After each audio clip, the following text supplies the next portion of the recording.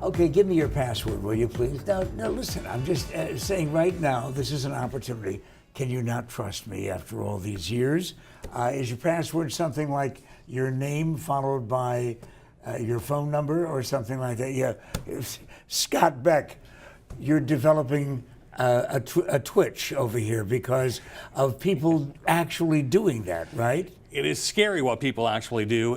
What if I told you that there's 600,000 Facebook accounts getting hacked every year? You'd be wrong, because it's actually 600,000 getting hacked every day, and that's according to Facebook's own security folks. 600,000 every day getting hacked? And that's not the worst part. 80% of all cybersecurity attacks are based around weak or stolen passwords. Okay, you're the BeckTek man. Biggest password mistake that people make. Number one. Number one is, are you using one of the top 10 passwords that are out there? 1, 2, 3, 4, 5, 6. The second most common password is the word password. Then we've got 1, 2, 3, 4, 5, 6, 7, 8, or 9, depending on the complexity of the website. And rounding out the top 10, we've got QWERTY, Let Me In, Dragon Football, and I Love You.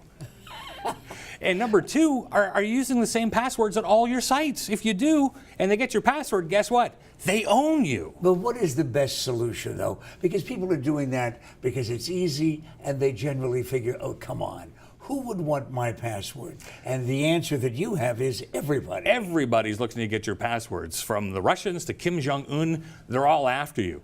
Are you using a password like a word in the dictionary? In my industry, we have something called a brute force dictionary attack. And what they'll do is they'll take a word out of the dictionary and they'll go through it. They've got software and they'll put random numbers and letters against it. So if you're using a simple word in the dictionary, you could be victimized so easily and you could lose everything. Okay, but what is the solution, though, right now with people who are watching who need to change their password? The ABCs of safe passwords. A is automate. Use a password management program like LastPass or OnePass. Now you only have to remember one big password to get into all of your passwords. B is binary, two-step authentication. You've got to turn it on. That's when you put in your password and they send a text message to your phone, and then you have to put that code in. The chances of them having your password and your phone at the same time, not great. C, complex passwords. Now that we are using the software, really big passwords. At one time, we used to say 8 characters. Now we're saying they should be like 25 and make them a phrase. Something like, I'd like to walk my 2 dogs on the beach, exclamation mark. And D, different. You've got to use different passwords for all your sites, especially for your financial sites. But when you're talking about this kind of thing, it sounds like an enormous amount of information to memorize, but I'll bet you that you can help.